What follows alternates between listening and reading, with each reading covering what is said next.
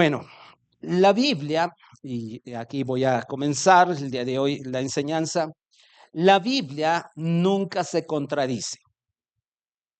¿Me oyeron? Nunca se contradice. Aunque pareciera en algunos pasajes que se contradice. De hecho, si recuerdan un poquito la enseñanza del domingo pasado, pareciera que habían pasajes que incluso pareciera que hay tensión entre pasajes y uno dice, bueno, y entonces, ¿cómo lo debo de entender? ¿Cómo lo debo de interpretar? Pero la Biblia nunca se contradice, aunque ciertamente hay pasajes difíciles de entender y eso lo debemos de considerar. Eh, y vamos a un ejemplo, ¿ok? Vamos a segundo libro de Samuel, capítulo 24, versículo 1. Segundo libro de Samuel, capítulo 24, versículo 1.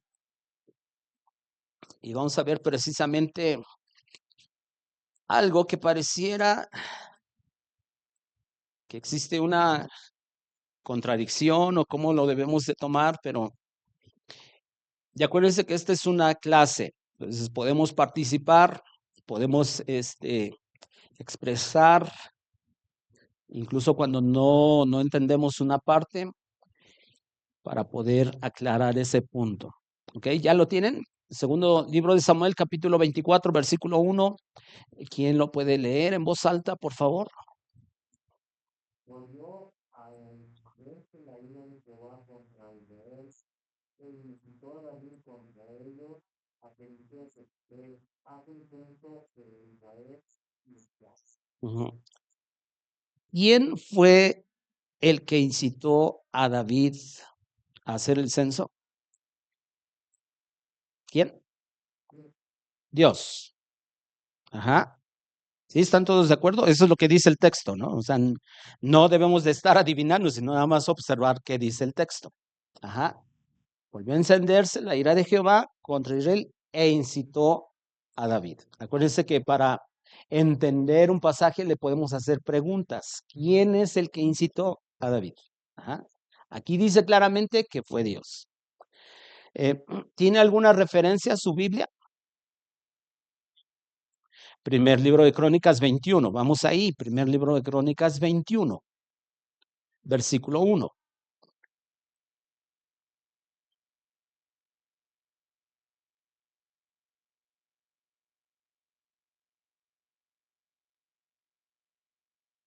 21:1.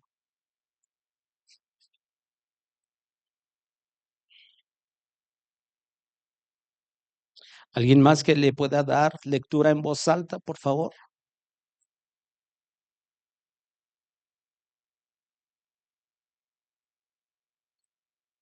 Aquí dice que ¿quién fue el que incitó a David? Satanás.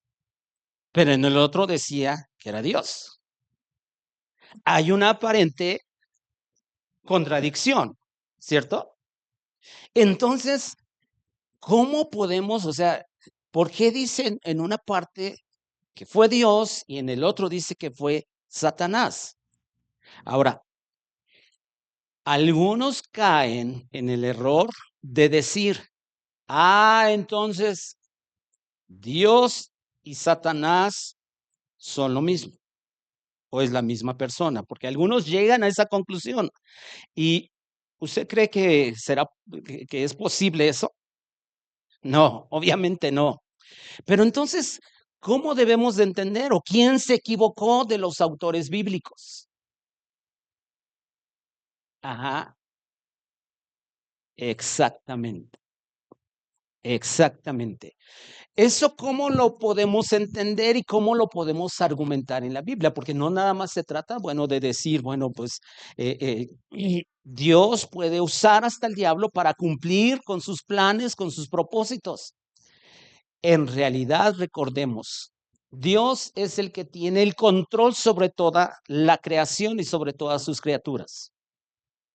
Y puede usar incluso al mismo diablo para cumplir sus planes y sus propósitos. ¿Cómo lo podemos fundamentar? Vamos a la escritura. Primer libro de Reyes, capítulo 22, versículo 19 al 23. Primer libro de Reyes, capítulo 22, versículos 19 al 23.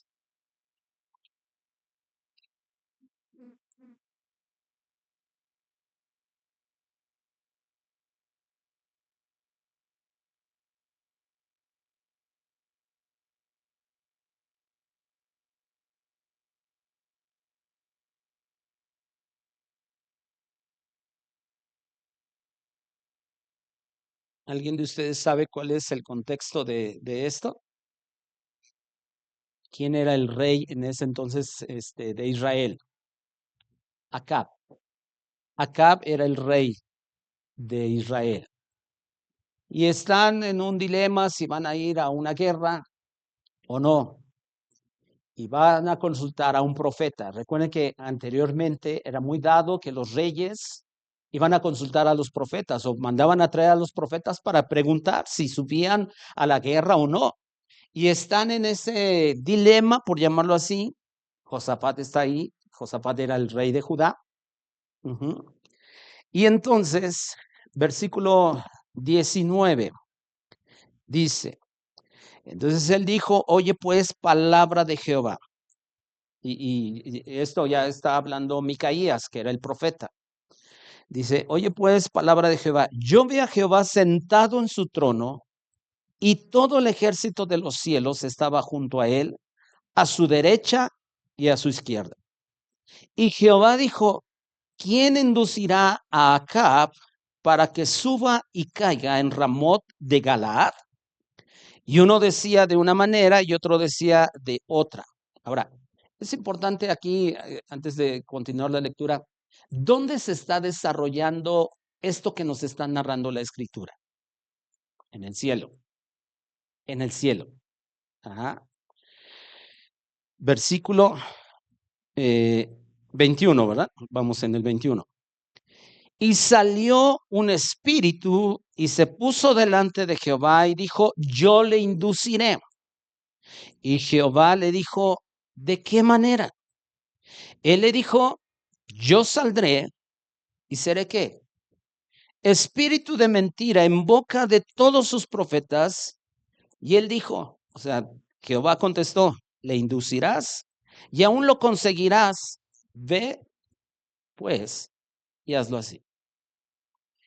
Dios iba a permitir que Acab fuera engañado, aunque escuchara al profeta, y aún Dios había determinado que iba a ser, o sea, iba a haber un engaño, todo lo que les iban a profetizar iba a ser un engaño, pero todo para que se cumpliera la voluntad de Dios.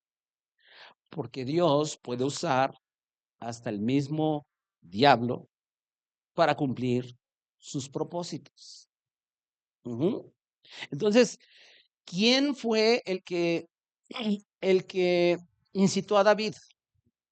Satanás, pero porque Dios así lo permitió, así lo quiso, para cumplir su voluntad. Ajá.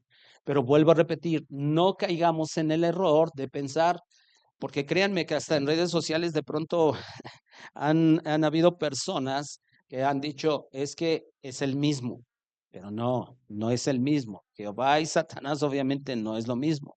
Uno es el creador, el otro es criatura, recordemos eso. Porque es importante entender que la Biblia nos enseña que Satanás actúa hasta donde Dios lo permite. ¿Se acuerdan? El ejemplo tal vez más claro de esto es Job. ¿Se acuerdan qué fue lo que pasó con Job? ¿Qué pasó con Job?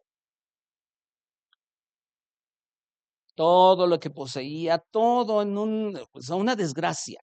Pero antes de eso, Dios prácticamente, no es la expresión más correcta, pero como si le estuviera presumiendo al mismo Satanás, ¿verdad? ¿No has considerado a mi siervo Job, que es un hombre recto, temeroso de Dios, apartado del mal? Y Satanás le contesta, pues es que tú le has acercado. O sea, tú lo cubres, tú lo proteges.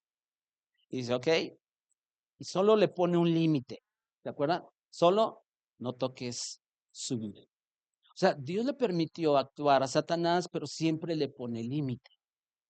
Y en el aspecto de que dice ahí en Job 1:12, donde dice, solo no toqué su vida, en realidad Dios le estaba recordando que Él era el único que podía dar y quitar la vida.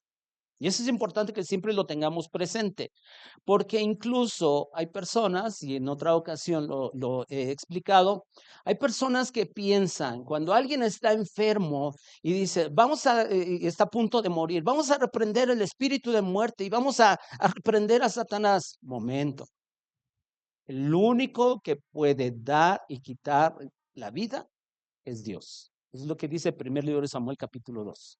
¿Ok? Entonces, queda claro que Dios permite que Satanás actúe, pero siempre le fija un límite. Siempre le fija un límite. Y cuando hubiera una aparente contradicción, hermanos, en lo que estamos leyendo, en lo que estamos estudiando, busquemos pasajes paralelos. No sé si para algunos de ustedes entienden esta expresión de pasajes paralelos. ¿Qué son los pasajes paralelos? Son eventos que se describen, o sea, son los mismos eventos que se describen en diferentes libros de la Biblia. Por ejemplo, la vida el ministerio de Jesús lo encontramos en los evangelios. ¿Se acuerdan? Y muchas de las cosas que se narran en un evangelio, de pronto en otro evangelio o hasta en tres, incluso, por ejemplo, la alimentación de los 5,000, creo que es de los pocos eventos que se narran en los cuatro evangelios. ¿Ok? Pero cuando nosotros estamos estudiando, debemos considerar de pronto leer esa misma historia, ese mismo evento en un pasaje paralelo. Y vamos a un ejemplo. Vamos a Mateo capítulo 9. Y ahorita que lo estemos leyendo, yo quiero que pongamos toda nuestra atención porque yo quiero que veamos ahí de qué trata el pasaje. ¿Se acuerda que debemos de hacerle preguntas al pasaje? ¿De quién está hablando? ¿Dónde están? ¿Por qué están ahí? Ese tipo de cosas. Mateo capítulo 9, versículos del 1 al 7.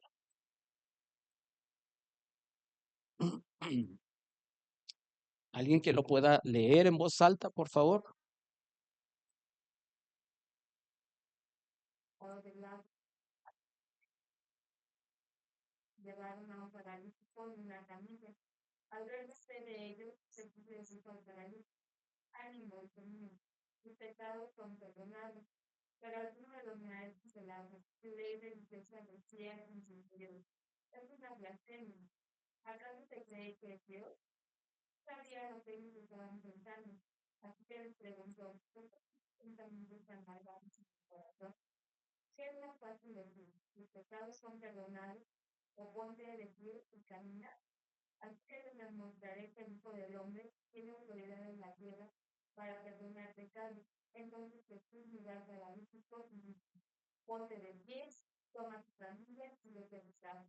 El hombre se levantó de un salto y empezó a buscar. Ujú. ¿Sí entendemos de qué está hablando? ¿De qué está narrando? ¿Qué sucedió ahí? Un paralítico lo llevan ante Jesús y lo sana. Pero antes de eso, ¿qué es lo que hace? Le perdona sus pecados. En esencia, eso es lo que podemos ver de qué trata el pasaje. Vamos a Marcos capítulo 2, porque aquí en Mateo nos dice en dónde se desarrolló esto. Solo dice que en su ciudad, pero veamos Marcos capítulo 2.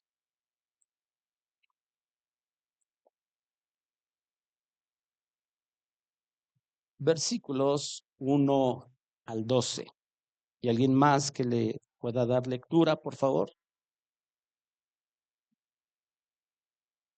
Luego Jesús se tradujo a Capernaum, desde algunos días, y entendió que estaba pobre. Inmediatamente escucharon muchos, no lo habían a un y predicaba la palabra. Entonces vieron a él saliendo para mí, que era para los pobres. Y como no podían aceptar que a él escaparse, les dieron el precio de su espada, y así una oración bajó los reyes y los dio a pescar. A veces partiendo y los país, y estaba sin verdad. Estaban allí sentados como vestidos, los cuales cambiaban. ¿Por qué habla esto así? La pena de Dios. Siempre que no ha pecado, cuando yo veo que tienen su específica, que andaba de esta manera, es mismo que Dios. Porque es la verdad, allí se es más fácil decir al paraíso, y se va a responder a ellos, levántate, toma tu lecho, levántate. Para que sepan que este es el día que está en la tierra de la ciudad de Sara, y de las niñas. Así se dice, levántate, toma tu lecho y vete a tu casa.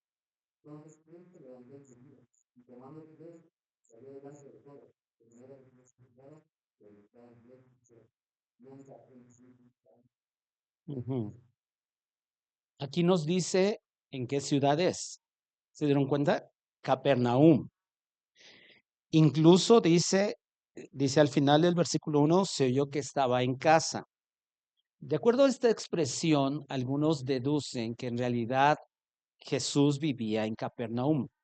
Y de hecho, lo que muchos deducen es de que Capernaum prácticamente era el centro de operaciones del ministerio de Jesús. Y de pronto encontramos este tipo de cosas. Hay un detalle, si usted se da cuenta, que Marcos lo menciona y Mateo no. Dice que eran 4 hombres los que traían a este paralítico. ¿Se dieron cuenta? Ok, pero vamos a ver qué es lo que dice Lucas capítulo 5, versículo 17 al 25. Y obviamente ahorita lo estamos leyendo eh, considerando los 3 pasajes paralelos y estamos viendo Lucas capítulo 5, versículo 17 al 25. Estamos viendo algunas cosas que nos aporta además a los otros pasajes, ¿ok? ¿Alguien más que le pueda dar lectura en voz alta, por favor? Estaban fundados los fariseos y los cuales habían venido de toda la Judea, y el poder del Señor estaba con él para sanar. Que yo fui unos hombres que traían en un lecho a un hombre que estaba paralítico, que lograban llevarle adentro y ponerle delante de él, pero no habían que no hacerle a causa de las mujeres, subieron por encima de la casa y por el tejado se bajaban con su lecho, poniéndole en medio delante de Jesús, al ver él la fe de ellos y sus hombres pesados que se enfermados. Entonces los escribas y los fariseos comenzaron a hablar diciendo, ¿quién es este que habla de blasfemias? ¿Quién puede perdonar pecados y los perdedores? Y Jesús entonces, conociendo los pensamientos de ellos, respondiendo les dijo, ¿qué tal traíais en vuestros corazones? Si es más fácil decir, tus pecados son perdonados, o decir, levántate y anda. Pues para que sepáis que el Hijo del Hombre tiene que pasar la tierra para perdonar pecados, si por paralítico, ha recibido. Levántate, toma tu lecho y vete a casa. Ok, gracias. ¿Cuántos de ustedes notaron algo más que dice Lucas y que no lo dice Mateo y Marcos?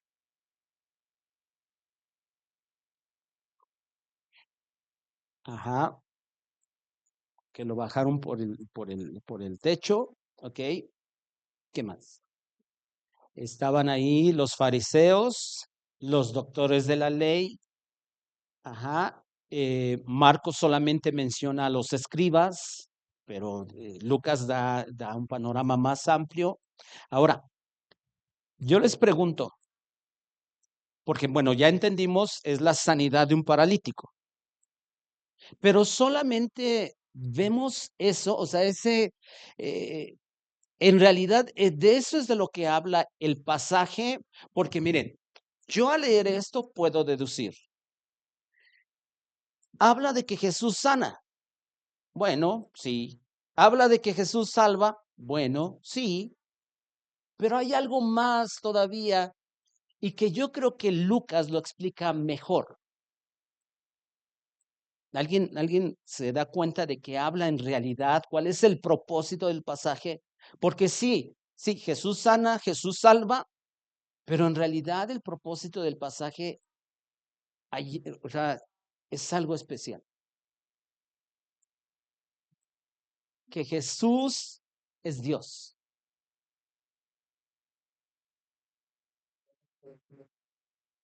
Ajá, ajá, exactamente. Ujú. Ajá, exactamente. Vuelvo a repetir, podemos pensar que solo habla que Jesús sana, y es parte de lo que está narrando, que Jesús salva.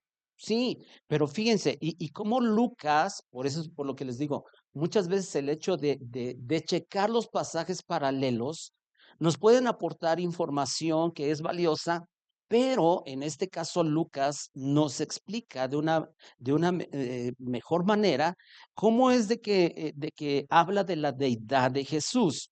Porque dice el versículo 20, y vayamos al versículo 20.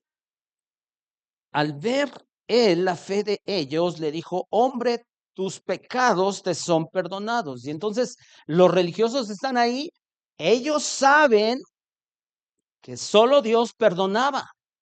Y dice, o sea, tú eres un blasfemo. ¿Quién puede perdonar pecados sino solo Dios? Versículo 21. Pero fíjense, dice el 22, todavía nos afirma porque nos está, o sea, cuando Jesús le estaba perdonando los pecados al paralítico, estaba proclamando que Él es Dios aquí en la tierra. Y aún el versículo 22 todavía lo vuelve a confirmar. ¿Por qué? Jesús entonces, conociendo que los pensamientos de ellos, los pensamientos de ellos. ¿Por qué? ¿Quién es el único que puede conocer los pensamientos? Dios. Entonces, en realidad, el pasaje, hay algo más profundo en el pasaje. Habla de la deidad de Jesús. Ujú. Y ojo, o sea, obviamente que entre más estudiamos y de esta manera tomando en cuenta pasajes paralelos, es como podemos entender con mayor claridad. Si decimos, bueno, habla de la sanidad de un paralítico, sí, el pasaje está hablando de eso, o sea, no estoy entendiendo mal. Que Jesús salva, sí, y es más parte de lo que podemos entender en el pasaje, es porque este paralítico viene con una necesidad, ¿cierto? Está paralítico. Pero yo siempre he pensado que el paralítico se llevó algo mejor que su sanidad, que fue ¿qué? El perdón de sus pecados. Y también, ¿saben qué más podemos notar en este pasaje? Jesús, antes que sanar a alguien, quiere salvarlo. ¿Se dan cuenta? Porque lo de menos es que Jesús le hubiera dicho, ok, levántate y se sana. Ujú. Pero no, primero le dijo, hijo, tus pecados te son perdonados. Y estaba entonces en ese momento diciendo, y yo a partir de ahí es donde yo entiendo, el Señor está más interesado en salvarnos que en sanarnos. Ujú. Así es de que, y de hecho esta semana que fui a visitar a alguien que ha estado por un tiempo de enfermedad y me decía, y bueno, es mi tío que viene en la tarde, y ahorita por esa razón no están viniendo, pero me decía, dice, mira, créeme que en este tiempo yo le he pedido a Dios, dame una segunda oportunidad, dice, y me dio gusto sus palabras porque me decía, si él me dice que hasta aquí está bien, dice, pero yo estoy ahorita en paz con Dios. Y le digo, tío, mire, la verdad es que a Dios no le cuesta nada el hecho de levantarlo, o sea, sanarlo, pero está más interesado en que usted en realidad haya recibido el perdón de sus pecados. Ujú. Entonces, podemos ver cómo es de que esto lo podemos entender cuando leemos, nos ayuda a los pasajes paralelos para entender mejor. Vamos a comparando pasajes para llegar a una conclusión más real. Ahora, hay que considerar que hay pasajes de la Biblia que son difíciles de interpretar. Y se acuerdan que hace 8 días mencionábamos, por ejemplo, el mismo apóstol Pedro mencionó en su carta, dice, algunos de los escritos de Pablo son difíciles, dice, los cuales algunos lo tuercen, los indoctos e inconstantes lo tuercen. Y obviamente nosotros no queremos torcer los pasajes. Entonces, sí debemos de entender que hay libros complicados. Yo, por ejemplo, creo que en el Antiguo Testamento, yo encuentro libros como Isaías, como Daniel, que son difíciles de estudiar. Son difíciles. De hecho, por ejemplo, a Isaías, el año pasado que estaba leyendo Isaías, vi que algunos comentaristas bíblicos le llaman el Apocalipsis del Antiguo Testamento. Y yo consideraba que era a lo mejor Daniel, pero no. Algunos comentaristas dicen que es Isaías. Y bueno, ok. Por ejemplo, algunos de nosotros, yo no sé cuántos de nosotros cuando leemos Apocalipsis decimos, ¿qué es esto? O sea, cuando lo leemos así como que, ay, caray, qué difícil que de pronto seres vivientes con ojos aquí y allá, y bueno, un montón de cosas hay que nos hablan, y que las trompetas, y que los ayes, y que que aquello, y cómo lo debo de entender, y esto, aquello.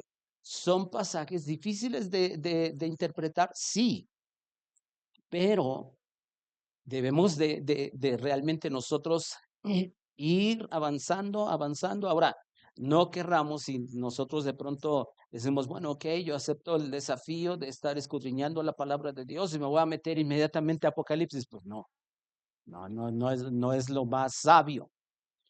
Y hay pasajes difíciles y que incluso a lo largo de la historia del cristianismo, aún los más estudiosos no han llegado a la misma conclusión. Pero recordemos algo, la Biblia se interpreta por sí misma, la Biblia. Vamos a un ejemplo de un pasaje que es difícil de interpretar, Génesis capítulo 6.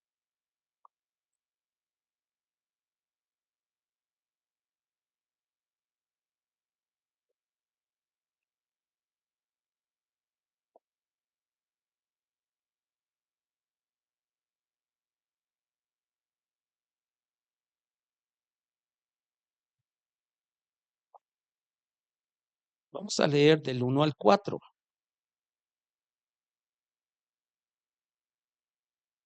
¿Ya lo tienen? ¿Alguien que lo pueda leer en voz alta, por favor?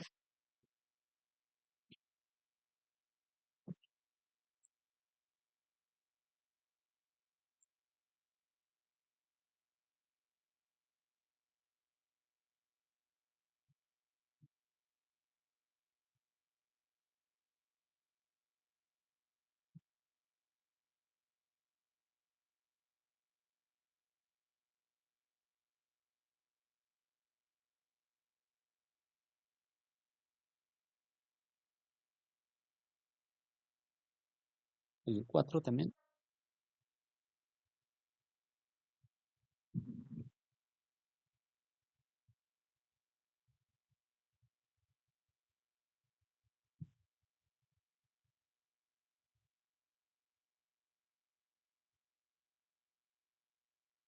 Ok. ¿Dónde está, eh, dónde está la controversia? ¿Dónde está lo difícil de entender el pasaje? ¿Quiénes son esos que se dicen que son hijos de Dios? ¿Quiénes son? ¿Quiénes serán? Ya se me adelantó la hermana. Ahí está bien, hermana, está bien. Ajá.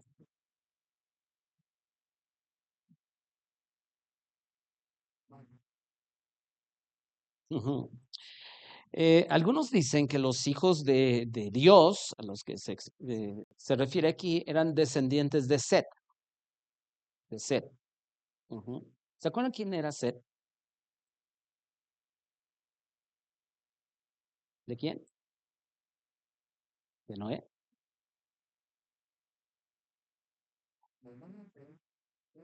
No, era hijo de Adán. Ajá, el hijo de Adán. De hecho, Set significa sustitución, porque Caín mató a quién? A Abel. Y entonces, este, ajá, tuvo otro bebé y era Set. Entonces algunos dicen, los hijos de Dios eran los descendientes de Set, mientras que las hijas de los hombres eran descendientes de Caín. El problema, ¿saben cuál es el problema de esto? Que no hay una evidencia bíblica. Ese es el problema. O sea, ¿cómo lo compruebo bíblicamente? No hay pasaje. Y créanme que hay muchos estudiosos que ese es como lo interpretan esto. Pero acuérdense, por eso les he dicho, la Biblia es nuestra máxima autoridad. Y aquí es donde, bueno, ok, ¿cómo lo argumento? ¿Cómo lo sostengo bíblicamente? Ajá. Entonces, y de hecho hay las dos posturas más sólidas, o mejor dicho, más reconocidas, más aceptadas, es precisamente una es la que acabo de decir, que los hijos de Dios se refiere a descendientes de Set y las hijas de los hombres descendientes de Caín. Es una postura de las más aceptadas, pero la otra postura es que son ángeles, ángeles caídos en este caso. Y todavía hay otra postura, pero yo en lo personal me inclino que son ángeles. ¿Por qué? Porque hay manera de tener una base bíblica. ¿Por qué? La expresión hijos de Dios la encontramos en diferentes pasajes refiriéndose a ángeles. ¿En dónde? Vamos a Job, capítulo 1, versículo 6.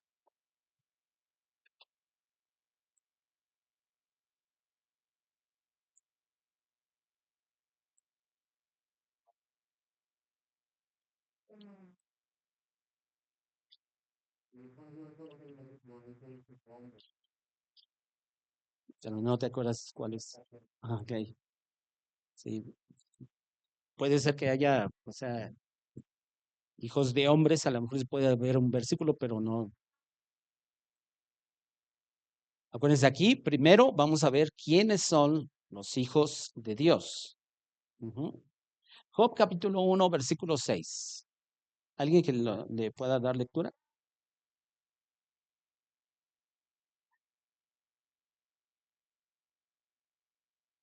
Esta escena, ¿dónde se desarrolla? El cielo. Ajá. Y se presentan aquí, ¿son seres humanos o son seres angelicales? Claro, son ángeles. Ajá. ¿Sí estamos todos de acuerdo? Ok. Todavía lo vamos a reafirmar en capítulo 2, versículo 1. ¿Alguien más que le pueda dar lectura, por favor?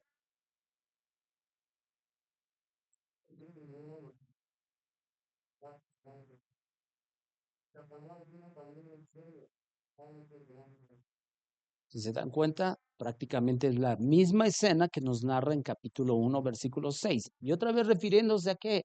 Seres angelicales. Ajá. Otra cita más. Capítulo 38, versículo 7. De ahí mismo de Job. Job 38, 7. Ok. Ah, bueno, pero se está refiriendo ahí al profeta. Me dijo hijo de hombre, pero aquí la expresión es hijos de Dios. Es lo que estamos.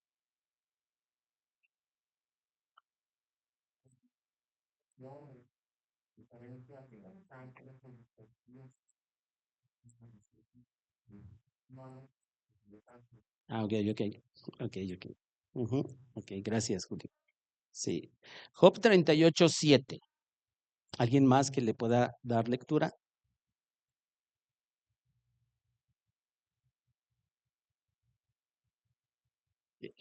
Aquí, ¿qué es lo que está narrando Job? O sea, la creación. Ajá, la creación. ¿Sí?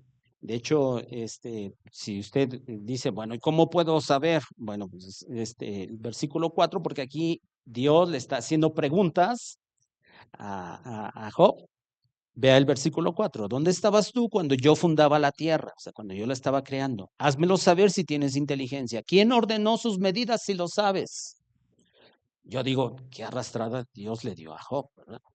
Pero Job se creyó muy salsa. Versículo 5, ¿quién ordenó sus medidas si lo sabes? ¿O quién extendió sobre ella cordel? ¿Sobre qué están fundadas sus bases? ¿O quién puso su piedra angular? Yo me imagino al pobre Job, estaba así cada vez más arrinconado, ¿verdad? Pero el versículo 7 dice, cuando alababan todas las estrellas del alba y se regocijaban, ¿quiénes? Todos los hijos de Dios. Obviamente no está refiriéndose a seres humanos, sino a seres angelicales. Entonces, encontramos este tipo de expresión en el Antiguo Testamento refiriéndose a hijos de Dios que son ángeles. Ajá, ángeles. Pero, y ahorita lo voy a ver en otro, este, bueno, vamos a regresar a Génesis 1:4, porque Génesis 1:4 nos va todavía en el contexto del pasaje que estamos analizando, que es Génesis 6, porque queremos determinar quiénes son los hijos de Dios. Muy seguramente, o sea, ya entendemos, ok, son seres angelicales, pero ¿quiénes son esos? Versículo 4 de Génesis 6. Había gigantes en la tierra en aquellos días. Y también después que se llegaron los hijos de Dios a las hijas de los hombres y les engendraron hijos.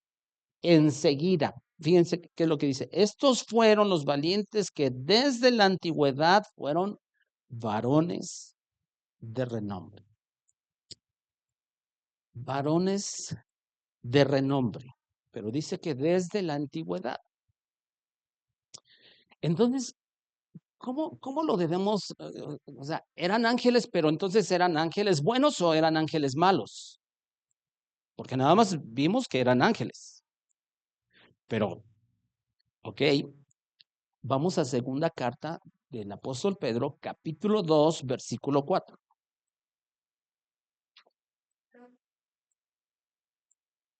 Ahorita no te me adelantes. Y es buena tu pregunta.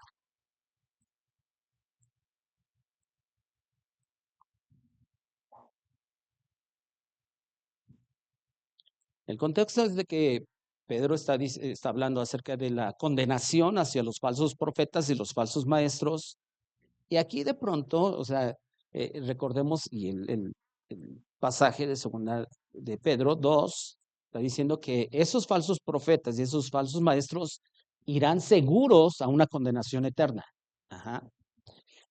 Versículo 4 dice, porque si Dios no perdonó a los ángeles que, ¿qué? Que pecaron. ¿Quiénes fueron los ángeles que pecaron? ¿Los qué? Ajá, los que llegaron. ¿Y por qué?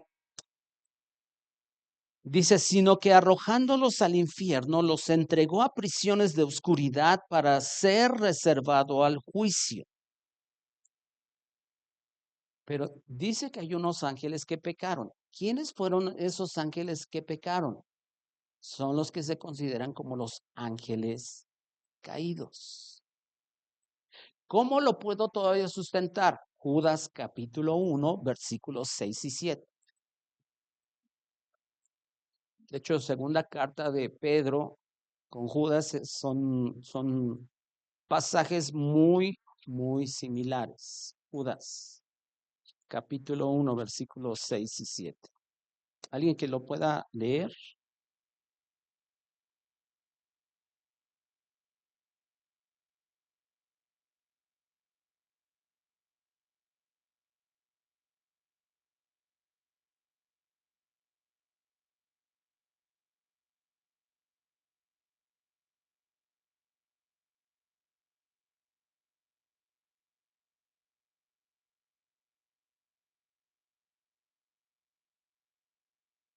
Ajá.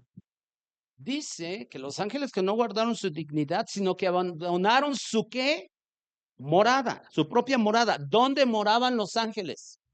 En el cielo, pero vieron a las hijas de los hombres, pecaron.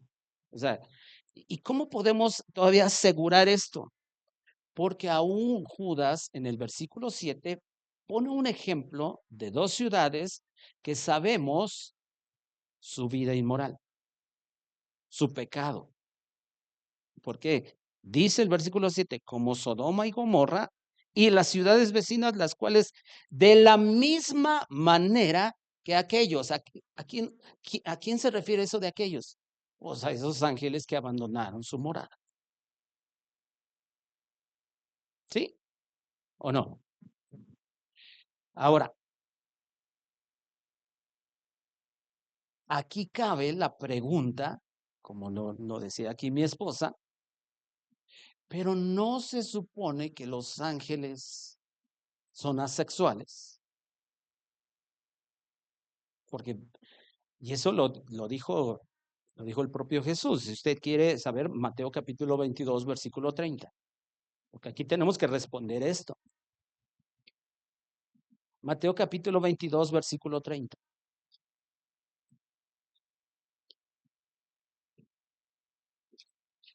Entonces queda claro, fueron ángeles que abandonaron su morada, que cometieron pecado, y el pecado era una cuestión inmoral.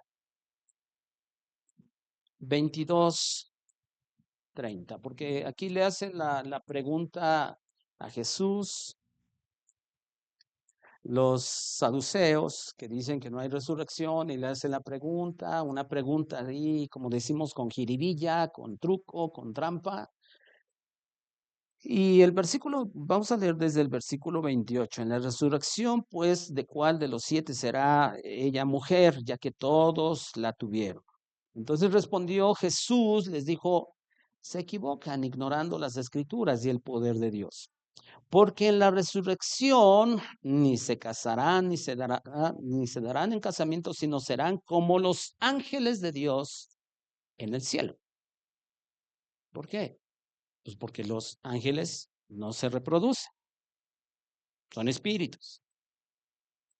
Pero entonces, ¿cómo?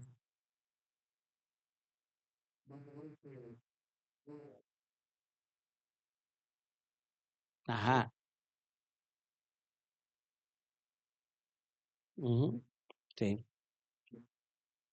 Ajá. Exactamente. ¿Ibas a decir algo, Julio? Bueno, Ujú,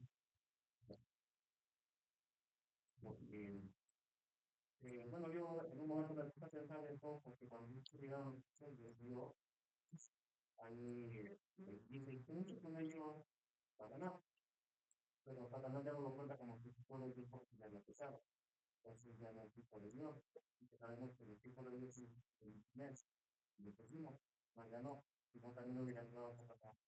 Dios. Entonces, cuando te seguí explicando eso, y me dice la escritura que el endemoniado poseía a las personas, tenían muchas fuerzas, tenían muchas cosas, y pueden ser los demonios, pero ángeles también. Entonces, sacaba la conclusión de que los ángeles también podían pertenecer a los hombres, y no podían hacerlo en las vestimentes. Cuando estás diciendo que de dónde viene, dice, de dónde habla tierra, y de lo que pasa. Eso es cuando habla de que empiezan por dónde entrar, ahí, antes lleva, las hijas que eran hermosas, como de esta manera, pues he llamado a un hombre y la relación también no ujú, ujú. Ok, gracias. Obviamente que esos ángeles caídos tuvieron que tomar cuerpos de hombres para reproducirse. Ahora, ¿eso será posible? Bueno, la Biblia, por ejemplo, en Génesis 19 dice que a Abraham se le aparecieron ángeles, 3, y los veía. Tuvieron, o sea, Dios, o sea, ¿cómo le hicieron para, no, o sea, la Biblia no nos explica ahí pero es obvio que sí eran cuerpos humanos, pero eran ángeles. O sea, no sabemos si poseyeron los cuerpos de alguien de, no sé, en el pasaje de Génesis 19. Ajá. Pero es obvio que esos ángeles caídos en la historia de Génesis 6, cuando se llegaron a las hijas de los hombres, ahí tuvieron que poseer un cuerpo para poder reproducirse. Y de la unión nacieron gigantes. Ahora, el texto dice que ya había gigantes. Ajá. Ya había gigantes, porque algunos dicen, por eso salieron los gigantes. No, el texto dice que ya había. Ajá. Y de hecho menciona ahí, incluso en sus Biblias, ahí en Génesis 6 aparece una referencia en números, creo que es 23 o 33, algo así. Finalmente, de esta unión nacieron gigantes y aunque ya lo habían, y el texto lo dice claramente, finalmente debemos de entender, era una raza híbrida entre angelical y humana. Y ojo, ese no era el diseño de Dios. No era el diseño de Dios. Entonces, finalmente, incluso eh, cuando la palabra gigante en hebreo es la palabra nefilim, que es algo curioso, bueno, no curioso, sino todo tiene una razón de ser en la escritura. Nefilim viene de una raíz en hebreo que significa caído. Yo por eso me inclino que esa es la interpretación más correcta. Solamente admitir, pues los hijos de Dios eran los descendientes de Seth, las hijas de los hombres, los descendientes de Caín, porque no hay un fundamento bíblico. Pero ahorita, por ejemplo, y a lo mejor me faltó considerar algo más, pero yo lo puedo sustentar bíblicamente. Ajá, bíblicamente lo puedo sustentar. Entonces, no sé si quedó respondida la pregunta. En sí no pudieron ser ángeles, o sea, de esa manera tuvieron que tomar cuerpos humanos. ¿Sí? ¿Okay? Por eso es por lo que con esa base bíblica puedo llegar a esa conclusión que eran ángeles caídos. Ujú. Ahora, quiero cerrar con esto. Toda nuestra teología y toda nuestra doctrina debe sustentarse en las escrituras. Todo lo que creemos. Ajá. No es de que yo creo, yo aprendí, no, o sea, ¿qué es lo que dice la Biblia? O sea, si yo creo en esto, bueno, ¿por qué lo voy a creer? Ujú. Hay un pastor que últimamente escuchó mucho y él dice, bueno, yo mucho tiempo solo repetí lo que yo escuché, dice, hasta que yo me metí a estudiar, es como realmente yo llegué a cierta conclusión y él me llamó la atención lo que él decía. Dice, ahora yo puedo estar equivocado porque no tengo la verdad absoluta. Soy humano y me puedo equivocar, pero por lo menos puedo decir, lo he estudiado. Ujú. Entonces, lo que creamos, toda nuestra teología y doctrina debe de apoyarse sólidamente en lo que dice la escritura. Ahora, claro que nos podemos de pronto apoyar en fuentes extrabíblicas, o sea, fuera de la Biblia, pero que realmente sean confiables. Ajá, porque si de pronto usted dice, no, pues ahora yo creo en esto porque lo vi en TikTok. No, pues como que en TikTok. O sea, ya hay muchos teólogos y maestros de la Biblia que salen en TikTok, pero la pregunta es, bueno, ¿y tú investigaste que realmente lo que te dijo esa persona es cierto? O hoy por hoy, y en temas de la Biblia, como en cualquier cuestión de la vida, usted y yo podemos encontrar en redes sociales un montón de información, pero si no la checamos, pues ahí va a haber un problema. Entonces, si yo quiero estudiar, recordemos algo, se requiere mucho trabajo de investigación. Y para eso estamos, ajá, para escudriñar la palabra de Dios. ¿Ok? ¿Alguna pregunta?